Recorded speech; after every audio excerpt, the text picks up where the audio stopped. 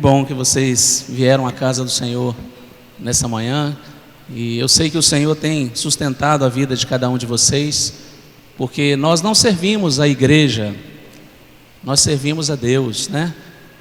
E igreja não é templo, né? Colunas. A igreja realmente é você. E hoje nós vamos ouvir algumas coisas, vamos meditar sobre algumas coisas que nos fazem pensar sobre essa verdade.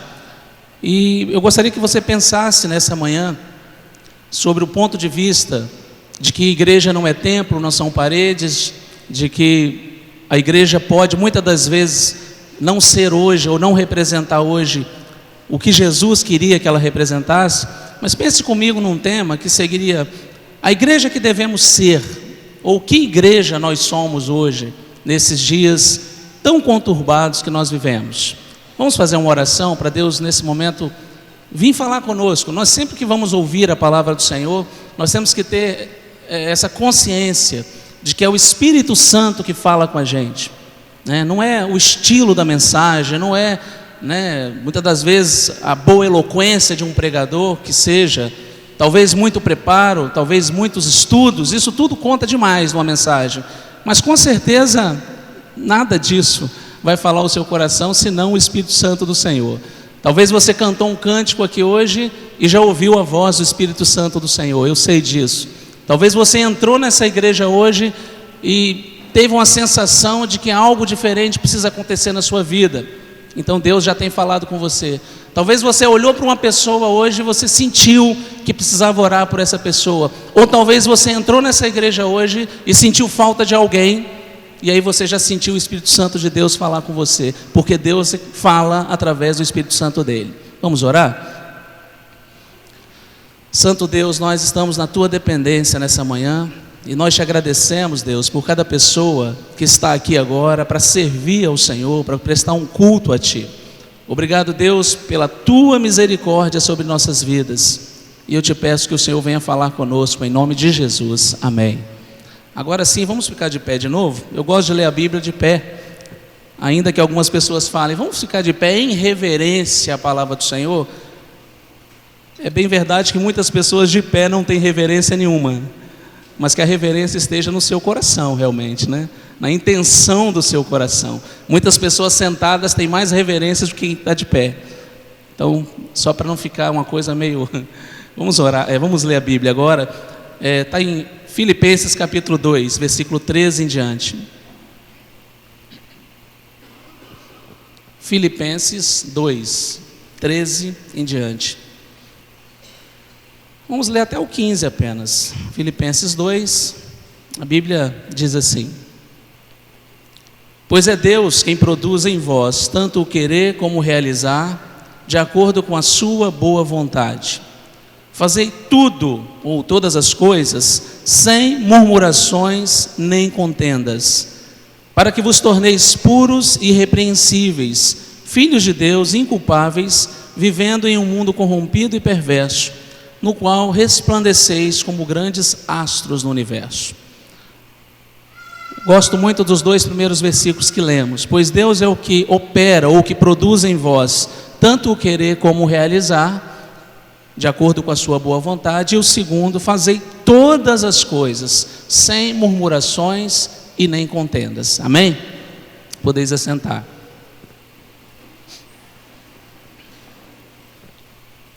Queridos, Deus sempre tem sustentado a igreja dele, como eu falei. A compreensão de que a igreja está na dependência do Senhor sempre, e de que o Senhor é quem cuida da igreja, deve nos dar paz, deve nos dar tranquilidade.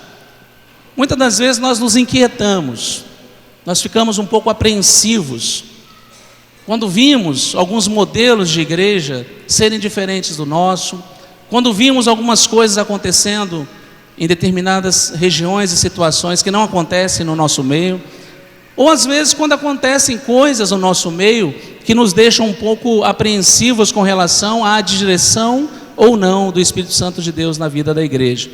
Mas uma coisa que deve nos deixar bem em paz é de que sempre o Senhor cuida da igreja. E Ele cuida com muito zelo, com muito carinho, Ele cuida com muito amor, porque o Senhor foi quem fundou a igreja, foi o Senhor quem instituiu a igreja, e por mais que algumas vezes a gente veja homens, mulheres, líderes, que procuram fazer da igreja seu patrimônio, nós sabemos que essas pessoas geralmente se levantam, mas caem, porque ninguém pode gerir ou querer que uma igreja seja de acordo com seus pensamentos, de acordo com a sua mera vontade. Infelizmente, algumas igrejas na nossa época, a gente fala a igreja do século 21, tem passado por muitas transformações. Nós não vamos falar aqui dos modelos de igreja, não vamos aqui entrar nas questões se são corretas, se não são, se são bíblicas ou não, se são baseadas no livro dos apóstolos, em Atos ou não, se a igreja do Novo Testamento é diferente da igreja que nós vimos hoje na nossa realidade. Não vamos poder abordar esses assuntos porque seriam longos, mas a verdade é que tem havido muitas transformações nesse título igrejas no nosso meio. Muitas pessoas têm feito de tudo para conseguir atrair as pessoas. Nós temos visto líderes realmente não medir esforços para fazer que a sua igreja seja mais atrativa, seja uma igreja mais convidativa. E muitas das vezes, para que isso aconteça de uma forma mais explosiva, dinâmica, usam-se de métodos, de estratégias, talvez, de metodologias, que podem até funcionar em organizações, instituições, empresas, que de certa forma aparentemente dão certo, porque atrai, chama muita atenção, a curiosidade das pessoas. Por um breve momento elas até arrebatam muitas pessoas, mas nós sabemos e temos percebido isso ao longo do tempo, de que muitas das vezes esses sacrifícios, esses esforços, lá na frente a gente percebe que não dão em nada, porque a igreja que o Senhor Jesus abriu, instituiu, não é uma igreja para agradar as pessoas, não é uma igreja para arrebatar as pessoas no sentido de que aqui você tem de tudo, aqui você consegue tudo. Jesus não estava preocupado em agradar. Irmãos, na maioria das vezes, se você for estudar sobre a mensagem do Senhor Jesus, sobre a mensagem dos apóstolos, sobre a instituição das primeiras, talvez dos primeiros convertidos e as primeiras igrejas, vocês vão perceber que nem sempre, na maioria das vezes, essas mensagens não eram atrativas. Essas mensagens não tinham um cunho de realização pessoal.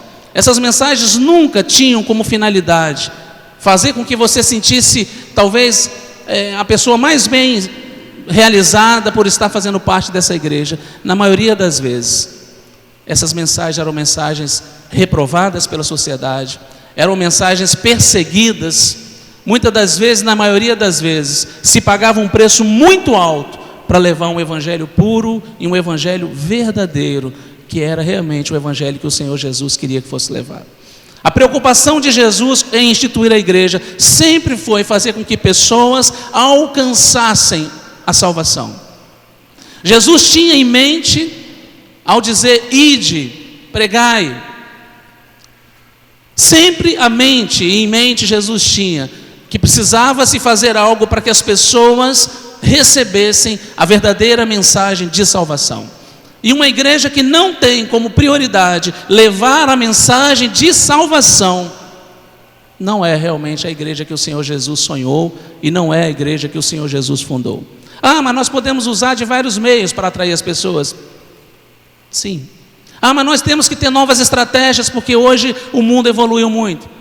Também. Mas não podemos perder a essência. Não podemos. Não podemos perder de vista que o Senhor Jesus sempre vai querer uma igreja que busca levar as pessoas ao conhecimento da salvação. Mas para que isso aconteça, eu preciso ser essa igreja, eu preciso entender o meu papel nessa igreja. E aí eu percebo que muitas das vezes as pessoas pensam que igreja é uma instituição, e essa instituição tem por obrigação atrair as pessoas. Essa igreja precisa ser atrativa em eventos, precisa ser atrativa talvez até com novas mensagens, talvez com um vocabulário mais atual, diferente. E a gente fica pensando que isso é que vai fazer as pessoas sentirem vontade de conhecer a Jesus aqui nessa igreja ou em qualquer outra igreja. Mas nós precisamos entender, queridos, que Jesus não estava, como eu falei, preocupado em agradar, em atrair as pessoas com mensagens que fossem simpáticas a elas. Hoje a gente percebe que as pessoas estão pregando aquilo que as pessoas querem ouvir. A mensagem pregada hoje é a mensagem que faz bem para o ego das pessoas. E muitas das vezes você também acaba querendo fazer parte de uma igreja que mexe com coisas que você precisa e que atende às suas carências. Parece meio paradoxo falar isso, porque todo mundo que vem buscar algo na igreja, com certeza é porque precisa ter as suas satisfações atendidas. Mas preste atenção, o Senhor Jesus, Ele sempre satisfaz as nossas carências, porque Ele sempre está conosco.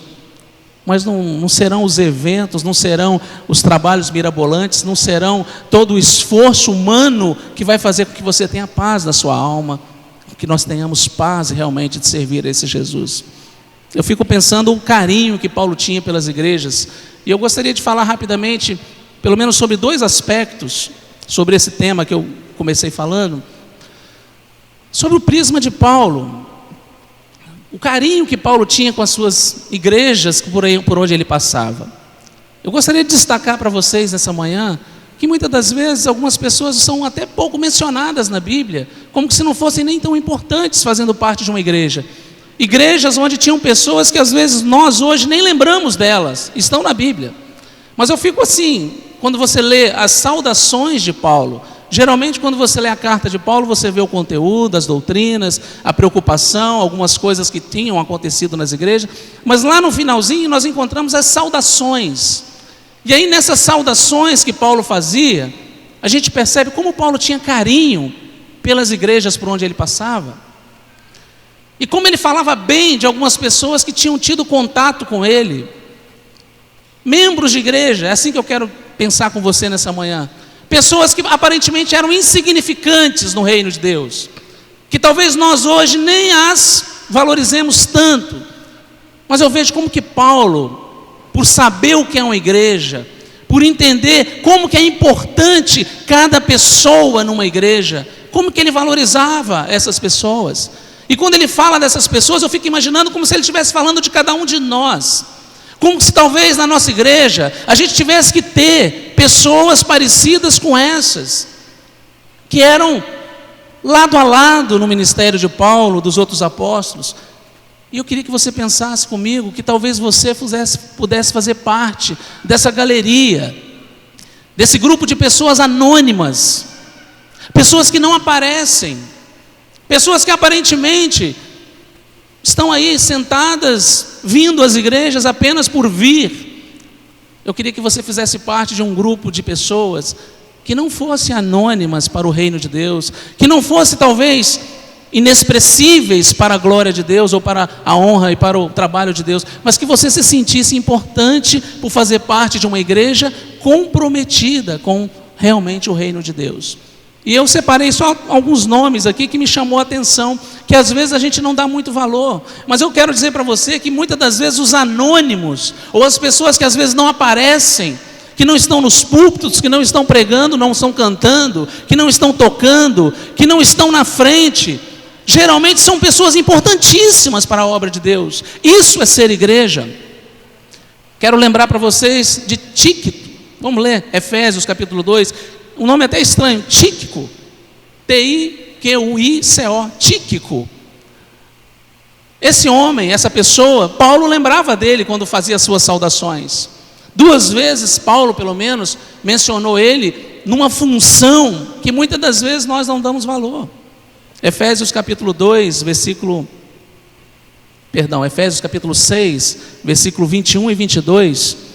Olha o que Paulo fala sobre esse rapaz, Tíquico. Ora, para que vós também possais saber dos meus negócios e o que eu faço, Tíquico, irmão amado e fiel ministro do Senhor, vos informará de tudo, o qual vos enviei para o mesmo fim, para que saibais do nosso estado e ele console os vossos corações. Esse rapaz, tanto aqui em Éfeso quanto em Colossenses, Paulo fala mais ou menos a mesma coisa. Para que vocês saibam o que acontece comigo no ministério, para que vocês conheçam um pouquinho da minha vida, e que vocês percebam o quanto eu tenho passado situações difíceis aqui nas prisões, Paulo estava dizendo, para que vocês saibam um pouquinho do que está acontecendo no meio do reino de Deus. Vocês aí que estão em Éfeso, vocês que estão em Colossos, eu vou enviar a vocês uma pessoa da minha maior confiança. Uma pessoa a quem eu confio, de que vai relatar tudo o que se passa com a minha vida e que diz respeito ao reino de Deus. Queridos, talvez você pense, nossa, mas que importância tinha Tíquico para essa função? Para Tíquico falar um pouquinho do que era o ministério de Paulo, para Tíquico poder dizer das coisas que estavam acontecendo na vida dele e talvez na vida dos outros que faziam parte do ministério, ele deveria ser uma pessoa comprometida, ele deveria estar do lado de Paulo, ele deveria ser um cooperador do reino, ele deveria ter visto Paulo chorar várias vezes, ele deveria ter visto Paulo sofrer muitas injustiças, chibatadas, injuriações. Eu acredito que Tíquico, ele fosse uma daquelas pessoas que sofria junto com Paulo, que estava sentindo como era difícil começar uma igreja, permanecer numa igreja onde a perseguição era tremenda, era muito grande. E aí Paulo diz para eles em Éfeso, em Colossos, para que vocês fiquem tranquilos, para que vocês se sintam consolados, para que vocês saibam tudo o que está acontecendo, eu vou enviar esse rapaz, e esse rapaz vai trazer notícias de vocês também para mim, porque como eu falei para vocês, Paulo tinha um zelo muito grande pela igreja. Paulo nas suas prisões sofria, porque não sabia muitas das vezes o que estava acontecendo com as igrejas, e essa pessoa, Tíquico, também ia trazer notícias para Paulo. Queridos, você já parou para pensar que essa pessoa que nós mencionamos agora não é tido como um dos grandes apóstolos do Senhor, não é tido como um dos grandes líderes da igreja do Senhor, mas tinha total consideração e respeito do apóstolo Paulo, porque essa pessoa estava sempre do seu lado. Anônimos que muitas das vezes nós não damos muito valor, trabalhadores na seara do Senhor, servem a um Deus todo-poderoso, não de aparência, não porque precisam ser reconhecidos, mas porque fazem parte da verdadeira igreja do Senhor. Você se sente assim, querido, muitas das vezes? Um anônimo, uma pessoa que, meu trabalho não é reconhecido, muitas das vezes, quanto tempo eu sou de igreja, sirvo a Deus há tantos anos, nunca me chamaram lá na frente, nunca me mencionaram um momento de gratidão pelos meus esforços, nunca lembraram do meu nome na hora das homenagens, na hora das comemorações. Eu acho que eu não faço parte desse grupo de pessoas. Talvez eu seja uma pessoa inexpressiva, uma pessoa anônima, uma pessoa que não tem valor. Queridos, muitas das vezes a gente pensa assim mesmo. Nós costumamos valorizar muito pastores, nós costumamos muito valorizar professores de EBD, líderes de ministério, diáconos. Nós costumamos a fazer uma seleção muitas das vezes dentro da igreja, e muitas das vezes nós esquecemos que a igreja é um organismo vivo, a igreja é uma instituição totalmente dinâmica, onde em todo o tempo existem vários outros Tíquicos que estão sempre cuidando, estão sempre do lado, estão sempre dando boas notícias, estão sempre falando das coisas do Evangelho, estão sempre levando mensagens de consolo, de vitória, e dizendo: calma, o reino de Deus está crescendo, calma, a obra do Senhor está avançando, não fique desesperados, o Senhor está abençoando as igrejas. Era essa a função desse rapaz, ir às igrejas dizendo: o Evangelho está crescendo, está chegando numa cidade, está chegando em outra, Paulo está sofrendo, mas eu estou do lado dele. Paulo não desanima. Paulo mandou dizer para vocês que ama vocês, que todo o esforço dele por vocês é para que vocês não se desviem do Evangelho. Essa era a função desse rapaz, que muitas das vezes nós achamos que não era tão importante. Outra pessoa que eu admiro, que também está nesse contexto, o mesmo contexto de Tíquico, Epáfras, outro nome estranho, outro nome que às vezes nós não damos muito valor. Colossenses capítulo 4, versículo 12, a Bíblia diz: saúda-vos Epáfras, que é dos vossos, servo de Cristo, combatendo sempre por vós em oração, para que vos conserveis firmes, perfeitos e consumados em toda a vontade de Deus, pois eu lhes dou testemunho de que tem grande zelo por vós. e pelos que estão em Laodiceia, e pelos que estão em Hierápolis. Epáfras. Sabe o que eu gosto de pensar nesse nome? Tem vários outros, mas porque Paulo está dizendo que ele tinha uma grande luta, combatia em orações. Epáfras combatia com orações pelo zelo que ele tinha para com os irmãos que não estavam com eles lá nesse momento. E Paulo chega a dizer que eles tinham um coração ardente, um desejo grande de que as coisas na vida da igreja pudessem estar bem. Olha, eu fico imaginando como faz bem ter Epáfras na igreja. Como faz bem, e que bom seria se nós fôssemos olhados e vistos mais ou menos semelhantes como Epáfras, que quando orasse, estivesse chorando, para que ninguém se perdesse do caminho, para que quando você estivesse na sua casa, bem, feliz, você se lembrasse de quem não está bem, não está feliz, e aí você faz um clamor, para que essa pessoa continue firme e perfeita na obra do Senhor. Os Epáfras são pessoas que têm uma visão completa da importância que é eu estar bem, mas todas as pessoas que servem e congregam comigo também estão bem. Isso é igreja. Os Epáfras, eles não fazem orações somente por si próprio, mas eles fazem orações intercessórias. E quando eu vejo a palavra combatendo em orações, eu fico vendo luta, como Jacó quando lutou com o anjo, né? A gente gosta muito, Jacó segurou o anjo, mas Jacó buscou a sua bênção. Pela sua bênção você fica de joelho, pela sua bênção você faz jejum, pela sua bênção você faz campanha. Faça campanha pelos outros. Combate em oração, como o Epáfras fazia, para o bem da igreja. Poucas vezes eu preciso fazer um jejum, preciso fazer uma campanha. A campanha vai ser para que Deus conserve aquelas pessoas que estão enfraquecidas para que voltem. Poucas vezes a gente vê isso na igreja. A gente gosta muito das mensagens, não, você precisa buscar a sua bênção, você precisa segurar o anjo, você precisa...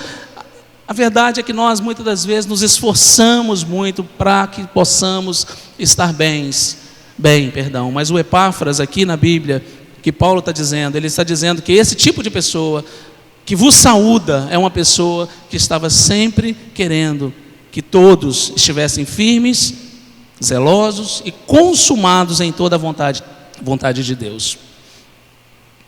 Para não falar só de homens, né? Eu gostaria de citar Febe. Febe era uma mulher. Eu vou ler aqui Romanos capítulo 16. Muitas das vezes, irmãos, Paulo também faz saudações a várias mulheres. Romanos 16, a Bíblia, com certeza, nós temos os nomes mais estranhos na Bíblia. Se a gente puder falar, está em Romanos 16. Eu sei que muitos já falaram isso. Com certeza, a gente não tem dúvida que Paulo faz saudações ali. E aí eu quero sintetizar essa palavra, nesse momento pelo menos, desses nomes que nós às vezes colocamos como anônimos na igreja, mas que sem essas pessoas a igreja não funciona. É isso que eu quero que você entenda. Sem essas pessoas a igreja não é um organismo vivo, uma igreja não é isso que é se não fosse essas pessoas. Que essa Febe, que esse Epáfras, que esse Tíquico possa representar um de vocês também. Porque a igreja do Senhor somos cada um de nós. Paulo diz em Romanos 16: recomendo-vos Febe, nossa irmã, a qual serve na igreja que está em Sincreia, para que a recebais no Senhor como convém aos santos, e a ajudeis em qualquer coisa que de vós necessitar, porque tem hospedado a muitos, como também a mim mesmo. Você viu a expressão? Porque tem hospedado a muitos.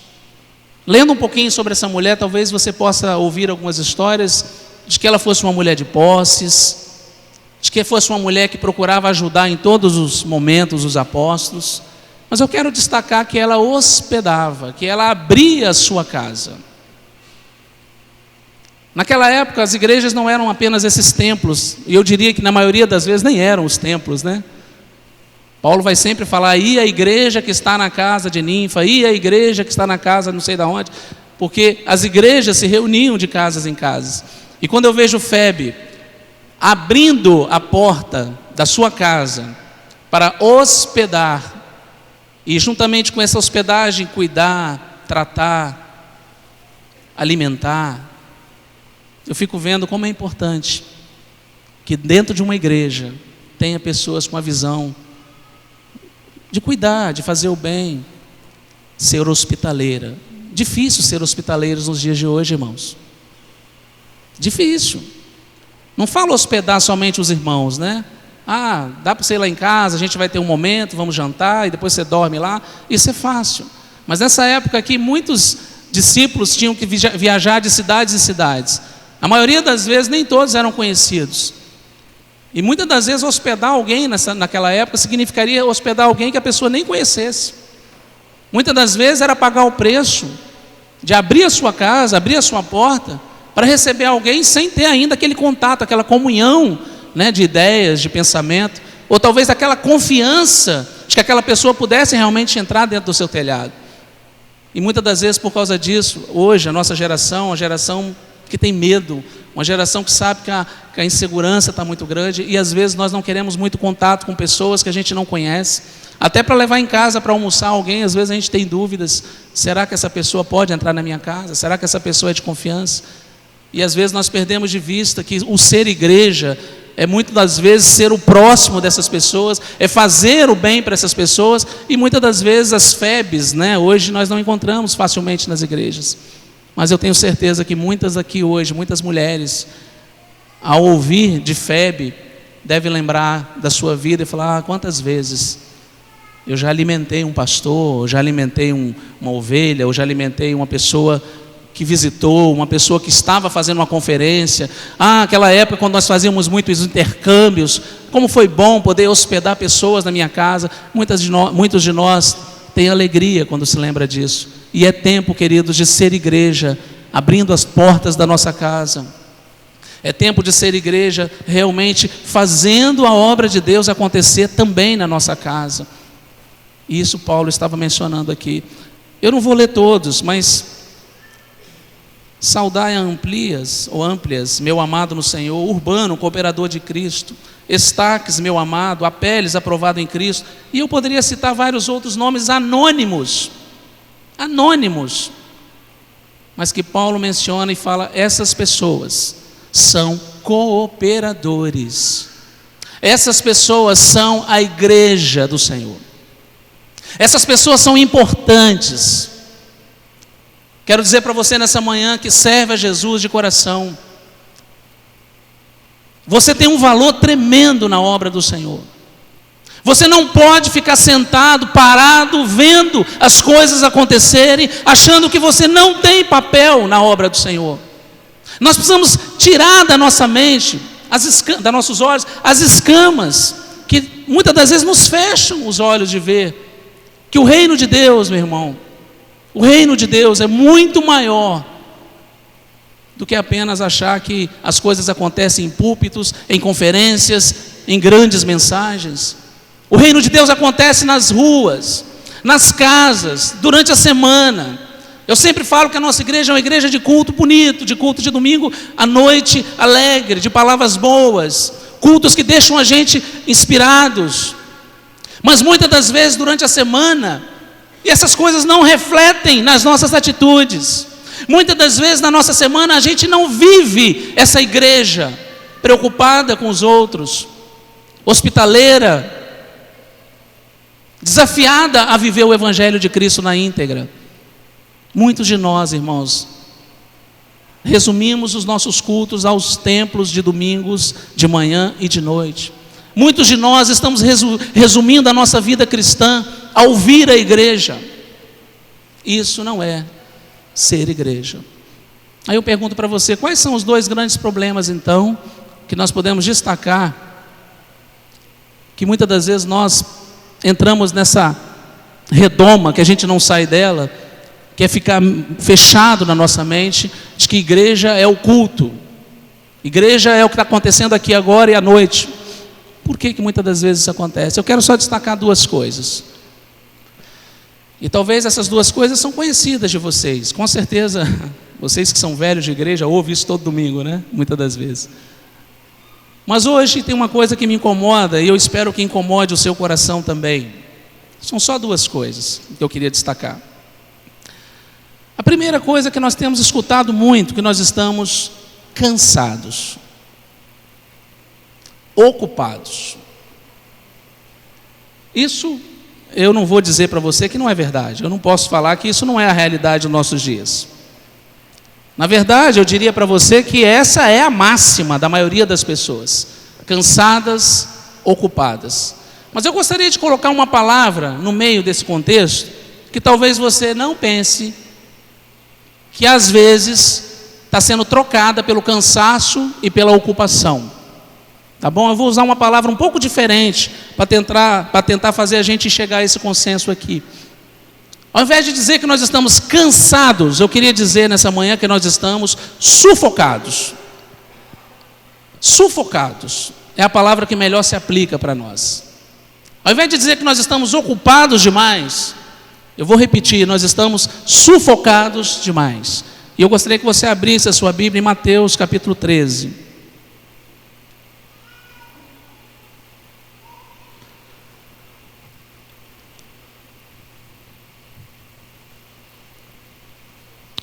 Mateus 13, 22, quando a Bíblia fala da parábola do semeador, esse versículo que nós já lemos várias vezes, eu vou ler para a gente nesse momento. Mateus 13, 22. E o que foi semeado entre espinhos é o que ouve a palavra, mas os cuidados deste mundo e a sedução das riquezas sufocam a palavra e fica infrutífera. Eu vou repetir, porque eu sei que você já leu esse versículo várias vezes.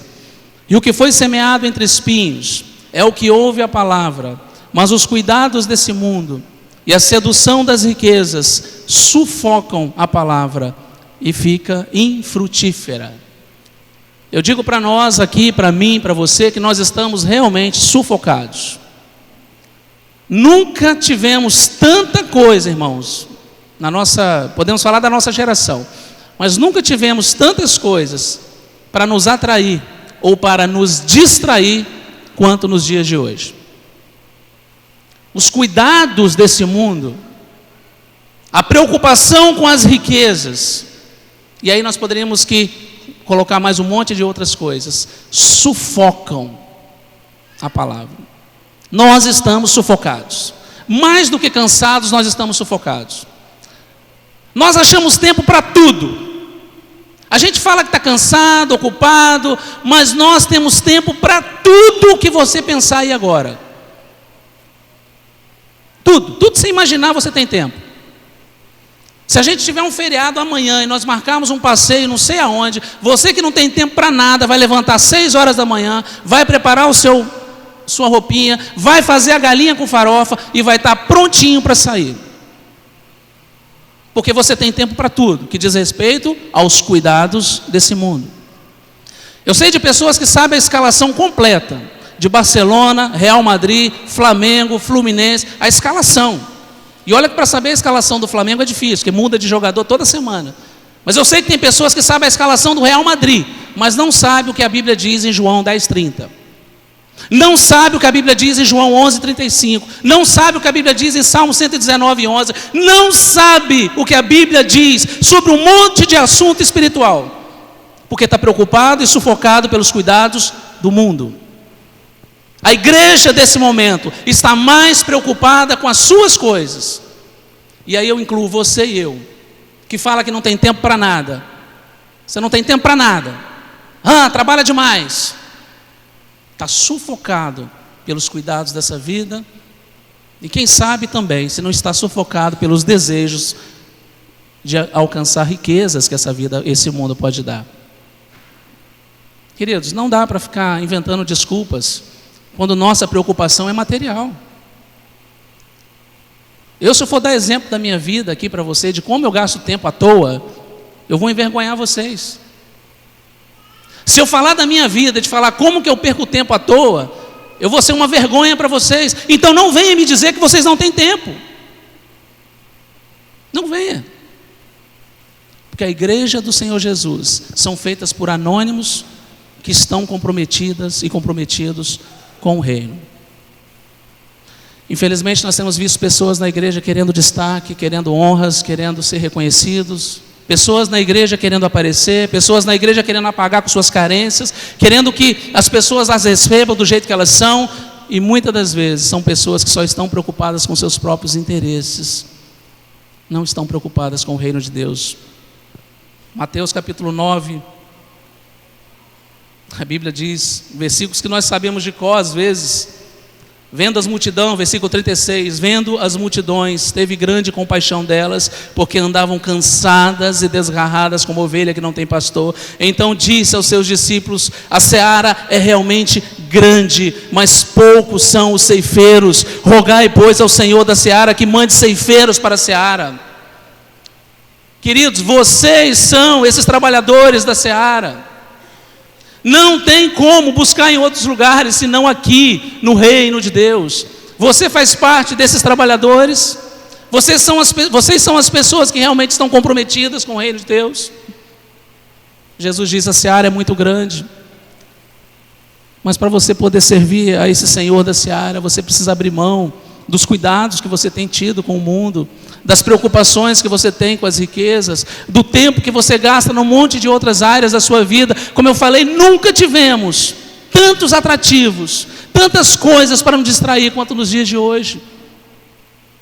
Queridos, muitos de nós estamos preocupados demais com a nossa vida, e eu vejo Paulo escrevendo essas saudações, falando de Epáfras, de Tíquico, de Febe e de um monte de outras pessoas, falando: nós precisamos dessas pessoas nas igrejas, essas pessoas precisam fazer parte da igreja. E eu diria para você, nós precisamos ser uma dessas pessoas.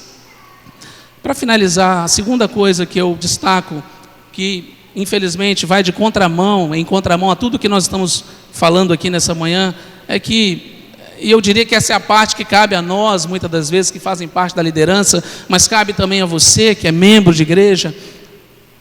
E isso é o que realmente eu tenho percebido que tem acontecido também na nossa vida. Quem é que dirige a igreja do Senhor, meu irmão? Quem é que dirige a igreja do Senhor? Nós sabemos que nós somos igreja, cada um de nós é a igreja. Agora, quem governa isso? Quem dita as regras? Quem é que realmente determina o que é e o que não é que vai acontecer na vida da igreja? Aqui nós encontramos o maior de todos os problemas. Porque não adianta pessoas comprometidas, não adianta pessoas determinadas, se não tiver a direção correta. Se não sabemos para onde estamos indo. E aí eu digo para você, com toda a simplicidade do mundo, uma coisa mais simples que eu consigo entender na Bíblia, e talvez mais complexa: quem dirige a igreja tem que ser o Espírito Santo do Senhor. E aqui eu digo para você que é um grande problema. As nossas igrejas têm sido dirigidas por homens, falhos que somos, sem a dependência do Espírito Santo de Deus. Cada um de nós tem responsabilidade sobre isso.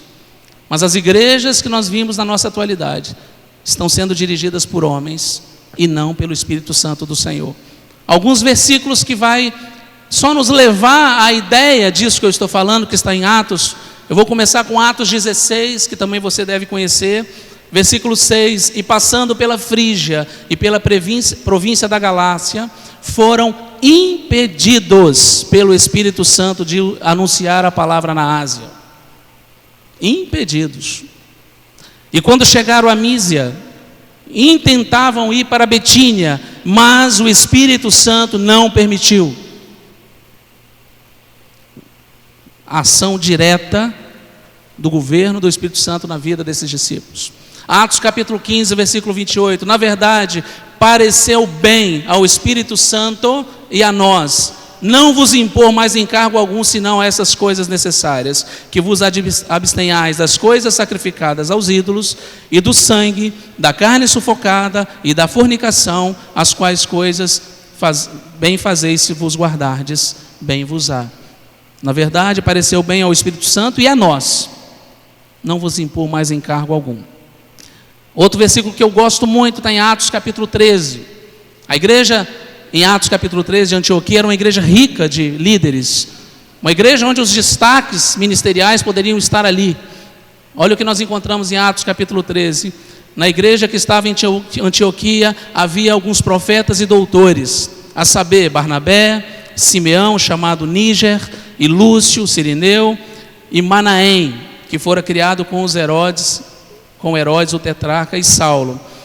Preste atenção no versículo 2. E servindo eles ao Senhor e jejuando, disse o Espírito Santo: apartai-me, separai-me, Barnabé e Saulo, para a obra que eu tenho chamado.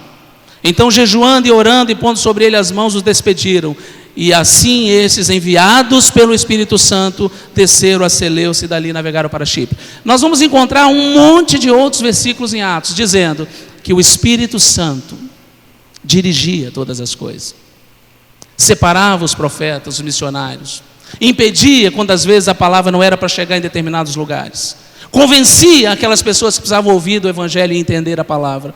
O Espírito Santo estava agindo no meio da igreja, o Espírito Santo estava ali mexendo com o povo, o Espírito Santo estava sacudindo o povo, mas o povo era obediente à voz do Espírito Santo. As pessoas entendiam quando o Espírito Santo é quem mandava fazer. O problema é que hoje não se entende mais o que o Espírito Santo fala na vida da igreja. As pessoas querem falar o que pensam. Pessoas que não têm vida de oração querem falar. Pessoas que não jejuam, que não oram, querem falar. Querem decidir assuntos espirituais falando como carnais. Não que você não tenha autoridade como igreja de falar e de fazer, mas você precisa ter responsabilidade no que fala.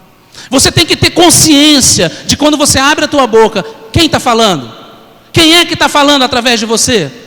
Eu não consigo entender uma pessoa que diz que é cheia do Espírito Santo, fala coisas que magoam outras pessoas, falam coisas que ferem outras pessoas. Como que você tem autoridade para dar uma opinião numa área, num assunto espiritual, se você não vive realmente na pendência desse Espírito?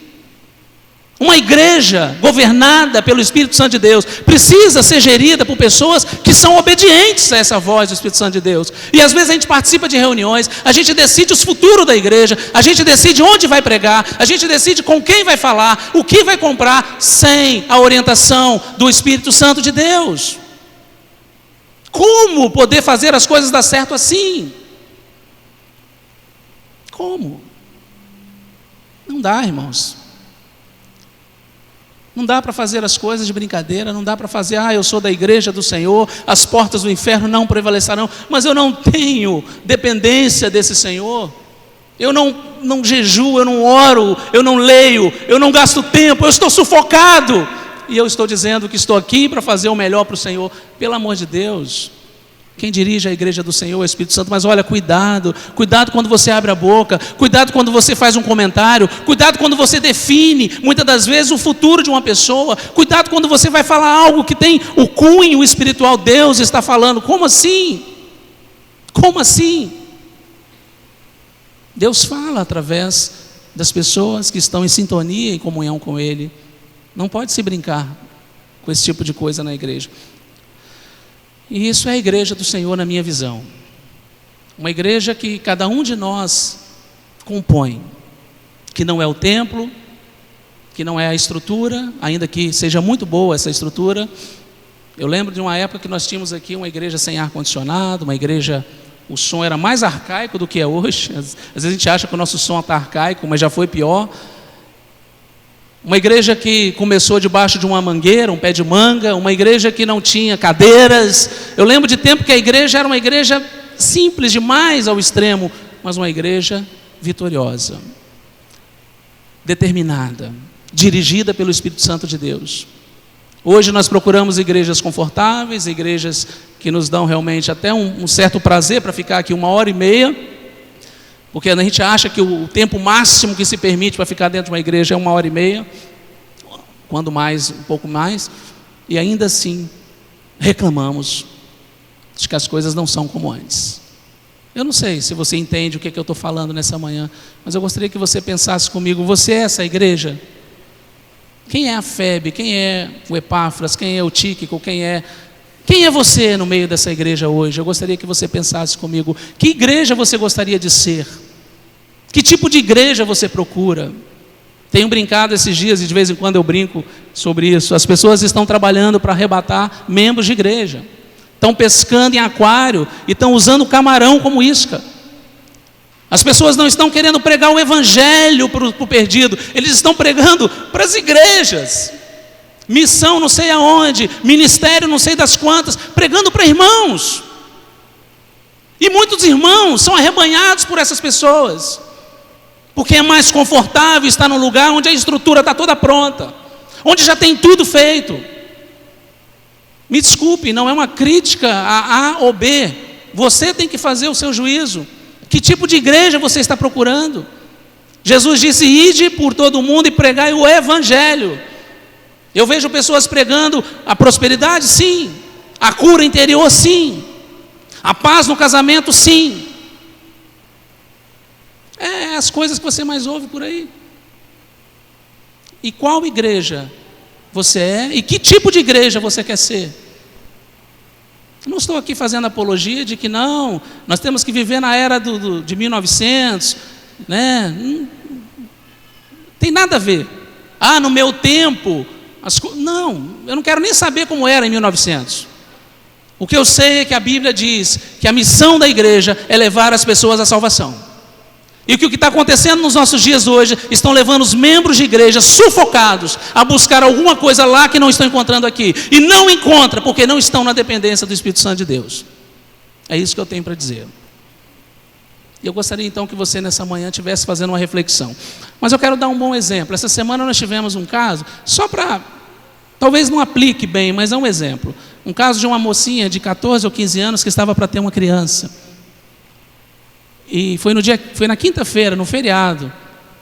E a igreja precisava se mobilizar através de alguns irmãos para tentar fazer alguma coisa para ajudar. Porque essa criança poderia nascer prematura de 8 meses e ela não tinha ainda nada. Não tinha dado tempo de fazer chá de bebê, não tinha dado tempo de fazer nada. Até porque a família é uma família que não tem posses para poder resolver essas coisas facilmente. Mas eu quero destacar que em menos de 4 horas, eu diria, poucas horas, essa criança, ou essa adolescente, e futuramente essa mãe, já tinha conseguido coisas que talvez com nenhum chá de bebê conseguiria em tão pouco tempo. Porque a igreja se mobilizou de tal maneira, as pessoas se preocuparam com tanto amor, sabe? Não, pode contar comigo, o que está precisando, o que falta, fala comigo, quer que busca, quer que leva. E em poucas horas a gente viu um problema enorme sendo solucionado. E conversávamos com pessoas que estavam envolvidas nessa área, a gente falava, muitas das vezes a gente espera que essas coisas aconteçam com a gente, para a gente ser igreja de verdade. A gente espera que essas coisas nos batam a porta, vem, eu estou precisando, para que a gente entenda que o nosso papel é esse. Eu louvo a Deus, e quando isso acontece, existem irmãos que entendem o seu papel de igreja. Eu louvo a Deus que alguns irmãos realmente têm isso no coração, de que ser igreja é atender, ser igreja é servir, ser igreja é amar, ser igreja é se doar, ser igreja é abrir mão muitas das vezes. Ser igreja, irmãos, é abraçar, ser igreja é fazer a obra de Deus através do nosso serviço. Eu louvo a Deus, espero que a gente aprenda cada dia mais a fazer isso. Eu gostaria que você ficasse de pé para a gente orar agora e louvar a Deus pela sua vida nessa manhã.